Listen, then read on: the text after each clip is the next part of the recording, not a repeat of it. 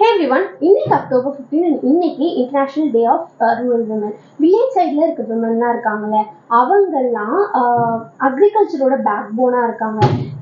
ஒரு வேர்ல்டில் food produce பண்ணுறதுல 50% வந்து இவங்க ப்ரொடியூஸ் பண்ணுறதா தான் இருக்குது.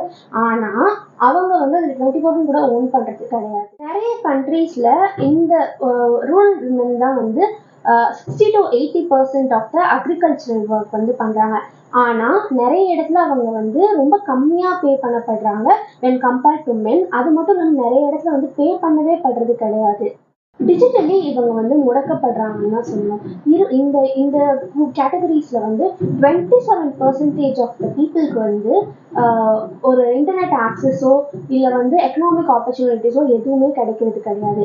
அதனால இதுவே வந்து அவங்களுக்கு இதெல்லாம் கிடைச்சிச்சு, இந்த எஜுகேஷனல் ஆப்பர்ச்சுனிட்டி, இந்த மாதிரி அவங்க சீட்ஸ் பற்றி படிக்கிறது, அவங்க லேண்டை பற்றி படிக்கிறது, இந்த மாதிரிலாம் நிறைய ஆப்பர்ச்சுனிட்டி அவங்களுக்கு கிடைச்சிச்சுன்னா வேர்ல்டில் 17% ஆஃப் த பசி இதெல்லாமே வந்து குறையும் அப்படின்னு வந்து ஸ்டடீஸ் மூலயமா தெரியப்பட்டிருக்கு. இப்போ இருக்க காலகட்டத்தில் கொஞ்சம் கொஞ்சமாக வந்து லீடர்ஷிப் ரைஸ் ஆகிட்டு இருக்கு.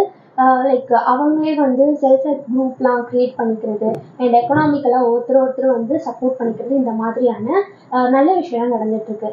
இந்த நாள் அன்னைக்கு நீங்கள் என்ன பண்ணலாம் அப்படின்னு பார்த்தா, உங்களால முடிஞ்சால் இந்த மாதிரி இருக்கிற விமனுக்கு வந்து ஹெல்ப் பண்ணுங்க அண்ட் அவேர்னஸ் கிரியேட் பண்ணுங்க.